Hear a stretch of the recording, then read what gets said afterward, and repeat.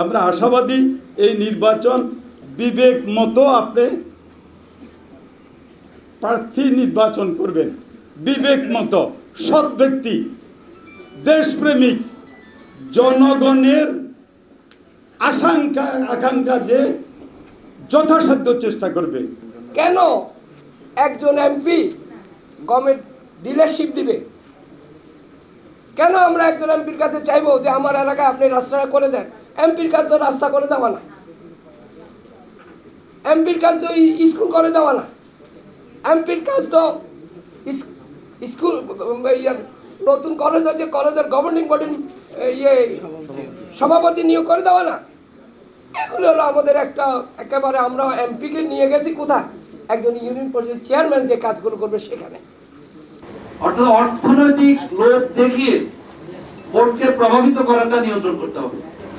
ভোটারদের কেন্দ্রে ভোটারদের নিরাপত্তা নিশ্চিত করতে হবে, তাহলে অনেকাংশে আমাদের ভোটটা সুস্থ হবে। কারণ গত 16 বছর আমরা ভোট দিতে পারিনি।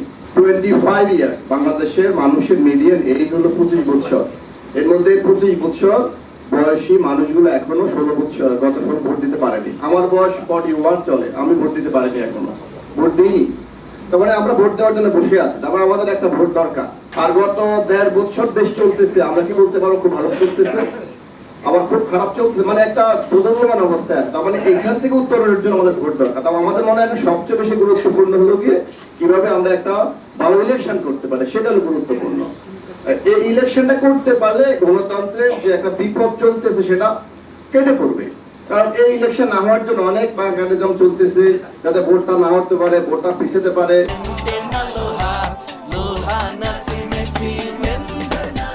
সুষ্ঠু নির্বাচনের বৈশিষ্ট্য যেখানে স্বচ্ছতা ও নিরপেক্ষতা, যেখানে ভোটাররা কোনো রকমের ভয় ভীতি ছাড়া, চাপ ছাড়া তাদের পছন্দের প্রার্থীকে ভোট দিতে পারে। এ পর্যন্ত পরিসংখ্যান এসেছে দেশে কতগুলো নির্বাচন হয়েছে, আমি নিজেও কখনো ভোট দিতে পারিনি। আমাদের যদি পরিবার গণতন্ত্র হয়, আমাদের সোসাইটি গণতান্ত্রিক হবে এবং সিভিল হতে হবে, তাহলে না রাষ্ট্র সিভিল হবে। আমরা রাষ্ট্রকে দোষ দিই কথায় কথায়, কিন্তু রাষ্ট্রের চেয়ারে যারা বসেন তারা তো আমরাই।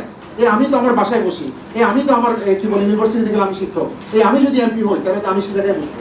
আমি সিভিল কিনা, আমি ডেমোক্রেটিক রুলকে ফলো করি কিনা। আমাদের এই প্রিয় মাতৃভূমি বাংলাদেশকে আরেকবার চেষ্টার দিকে আমরা নিয়ে যাচ্ছি। আমাদের দেশে গণতন্ত্র যেন তার প্রাতিষ্ঠানিক রূপ পায়, মানুষ যেন তার ভোটাধিকার সঠিকভাবে প্রয়োগ করতে পারে, নির্বাচনটি যেন সত্যিকার অর্থে অবাধ, সুষ্ঠু, নিরপেক্ষ, কালো টাকা মুক্ত, পেশি শক্তি মুক্ত একটি নির্বাচন আমাদের দেশে অনুষ্ঠিত হয়। আমার ভোট আমি দেব, যাকে খুশি তাকে দেব, এই প্রতিজ্ঞা নিয়ে আমরা যেন সকল মানুষ আমাদের ভোটাধিকার প্রয়োগ করতে পারি এবং জনগণের ভোটে নির্বাচিত প্রতিনিধিরা জনগণের যেই আকাঙ্ক্ষা ধারণ করে 1971 সনে এই বাঙালি জাতি তার তাজা খুন ঢেলে দিয়ে প্রিয় মাতৃভূমিকে স্বাধীন করার পর আমাদের দেশে একটি সুষ্ঠু গণতন্ত্র প্রতিষ্ঠিত হয়নি।